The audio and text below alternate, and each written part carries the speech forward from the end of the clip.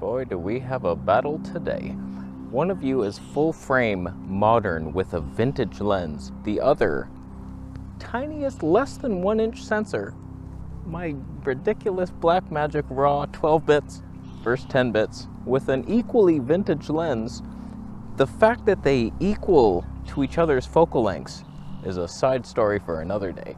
All I want is the perfect camera. All I want is the perfect camera. So we got a lot to get to today. Is it very obvious that one is full frame and better, whereas the other one's like less than a Sony ZV-1 sensor? But because they did it right with 2 megapixels and 12-bit RAW, we have something.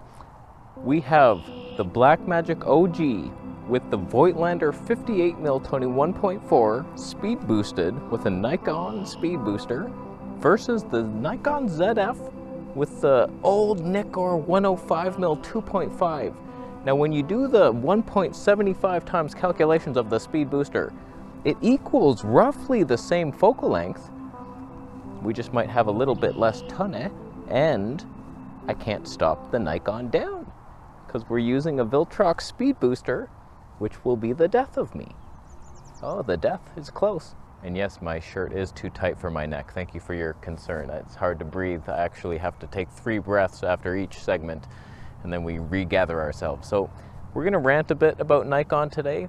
ZF, Viltrox has sent me their little adapter that allows Nikon F-glass to Z, and I've had these vintage lenses for my Blackmagic because it's a Nikon speed booster, and I always thought one day I'm gonna have a Nikon full frame that I can use these lenses on and compare them to the Blackmagic, so we are doing that. Hello, Blackmagic. So you, with your Voigtlander, you can stop down, and I did slightly because it seems that it's sharper if you stop down. We'll test some stuff. Relax, I'll use the 58mm on the ZF, and I brought the 85mm 21.2 for the ultimate modern versus vintage. I bet you that 105mm beats it in 3D pop. Frickin' 5 elements in the damn thing. It was $200 or something versus 3,000. That's like, you couldn't bet on any stock market. I wish I had a 3,000% increase. No, I don't know numbers. Why am I walking out of my focal plane? Does one have more pop-alicious? I only brought 1 ND filter. I realized at the last second I only have a 67mm thread. I probably could have boosted up to 82 and brought 2, but I brought an 82 for the 85mm lens coming, so we can't do that. But is there more pop on one? They should both have the pop. These are both vintage popping lenses. It's just full frame versus 1 inch. Is the 12-bit RAW worth it over the 10-bit but full frame? And the color science, it's cloudy, so we're doing 6,000 kelvins on each, and I'm afraid to use a white card because last time I was here I brought one and I noticed that the green reflecting up ruins it, so it just like shifts to super magenta when you click on it. So like you'd have to devise a whole container that blocked all the green, and you have your white card here and then it's a flat box or something. Does that exist?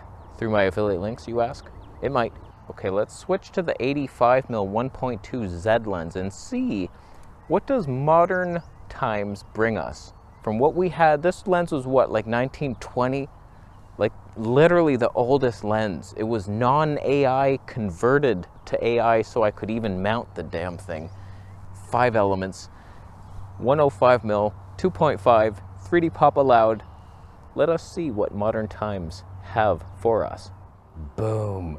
Welcome to 2096. We're in the future now. Lenses have gotten better, right? Or have they?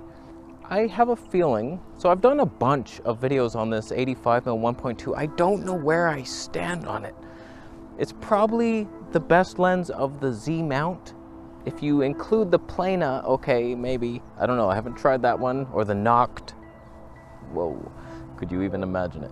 But like 85 1.2, thing's super sharp, it's big, it's heavy, but it's fast, and it autofocuses somewhat. It's good.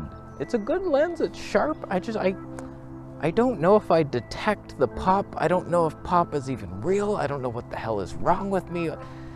It feels like I stand out from the frame, plenty like sharp, I'm popping, but it's a different kind of pop, and it's not the same as you way down there.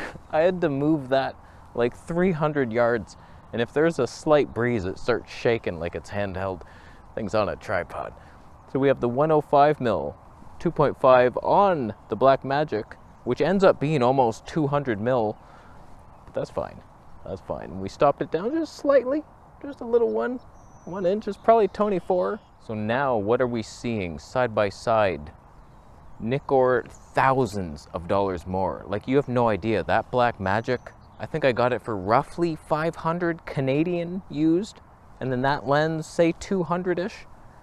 The speed booster was a gift. Thank you, my friend. I almost sold the thing. I was like, I have the Leica 25mm 1.4. What could I ever need?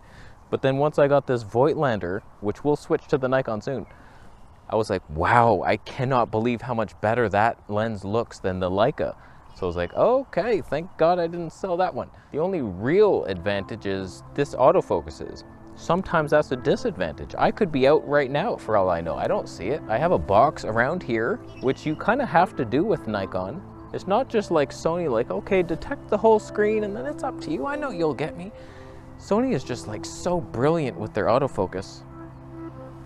Nikon, pretty good, but not great. Like, I just reviewed those lights. Do I need to be ducking? Oh, I hate this. And I was just getting some B-roll of the lights in 4K 60 with a huge crop. And like, it was not autofocusing at all like Sony would have. Like, I wouldn't even have had to think about it on Sony. I don't even touch track. I just have a box and it's like, I know you'll do fine. You'll do just fine. And so like, what is your Nikon advantage? I don't know where I see this camera. It really is an A7 IV Panasonic S5 II territory of camera. 4K 60 with a crop, HD 120. It's a bit of a laughing joke. I own the A7S III with double the specs in every area. So it's like, I'm waiting for the Nikon that beats that, and it's not happening anytime soon. Hi, I could still be in focus on that. You don't know that the new firmware didn't add autofocus. I'm in the shot, for sure. So I want to switch to the Voigtlander and cry with you about Nikon, and I don't know where I stand. Like, could Nikon be my future system? It doesn't feel like it. If I'm just first impressions over the past week using the ZF, even though it's a photography-centric camera, I don't know, man. There's a lot to hate. There's a lot to love. Let's switch to the Voigtlander. My God. This has been the dream setup for me. I love 50mm roughly. Now we're on the Voigtlander 58mm, even better. 21.4, but you can't stop it down on this Viltrox adapter. So from what I will gauge in this video, after I review it, I will see, like, are these old vintage lenses good enough for this? I mean, the only real setup for this shot would be a Fuji medium format, and I will be working my way towards it with that 110mm. You know it's happening, it's coming. But is it better than my 85? So I return the 85 and then we just keep these vintage lenses, and then I have to get an actual adapter, like the Nikon official one that lets me stop it down sometimes. I would stop this down. I want you to see the gray skies of our city. There's a CN Tower back there. Come on, is it coming out of my head? I made a video on my Vegetable Police channel with sticking out of my head like a moron. I suck at this. But like, you stop this down and then the pop is real. I hate to even say this or think it. Disgusts me. I prefer shooting with Sony, probably because I know it so well. I've had it for so long. The A7S III has been my girl for the longest time, and I know everything about it. I know how to switch all the focus modes, everything 4K 60 with autofocus, auto white balance, boom, do that for B-roll, and then manual focus, okay, changing things fast, the zebras are perfect, okay, on the skin tones, yeah, we're doing it. Everything about it is just, the image is throat vomiting green, and it's not great. And also, you're digital. This sure is better than autofocus. You just have to bring this with you and then change the scene. I don't mind it. It was a bit low.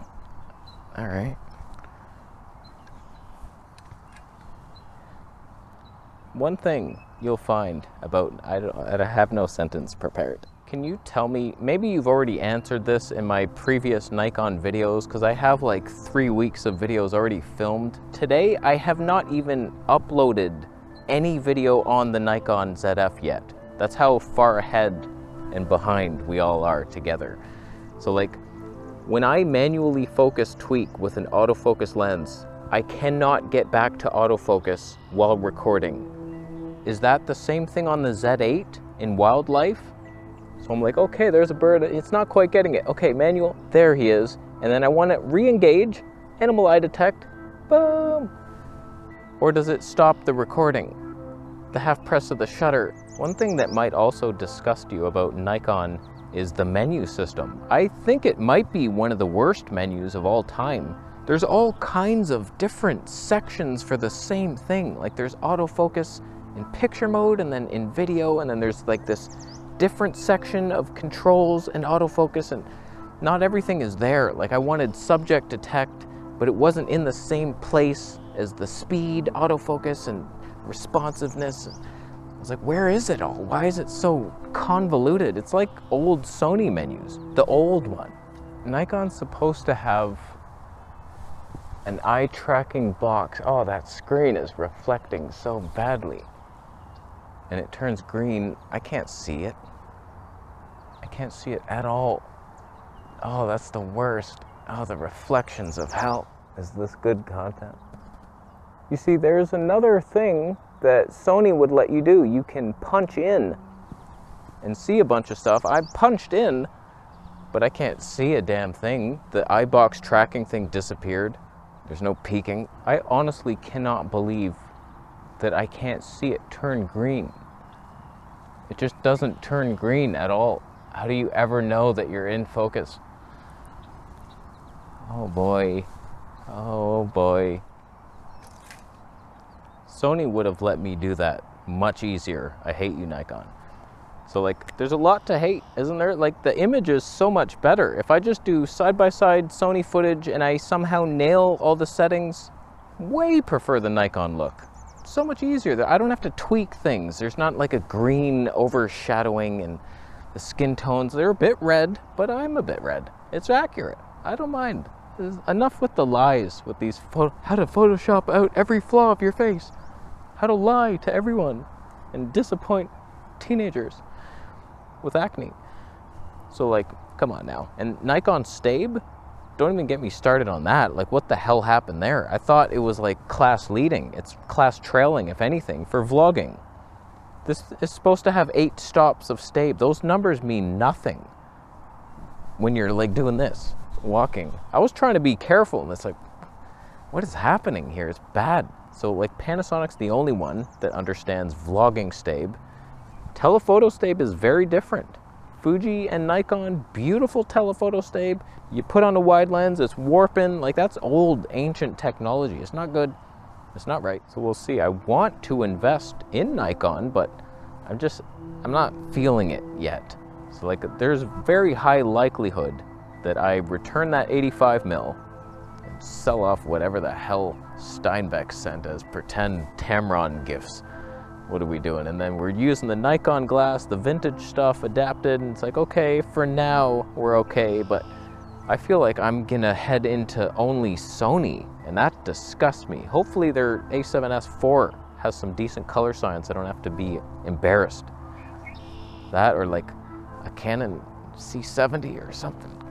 I hate Canon so much. Like, I was convinced it would never be Canon. So like, we're selling off all the EF stuff, and it's like, that was probably a mistake. Oh boy, I make a lot of mistakes in this world, but who do you think won the battle today? Was it a Blackmagic that brought your heart closer to your throat? Or was it Nikon? Was it modern Nikon or vintage Nikon? Did any of it matter? Not likely. So I'll leave. How you doing? You subscribing for more videos? I'll say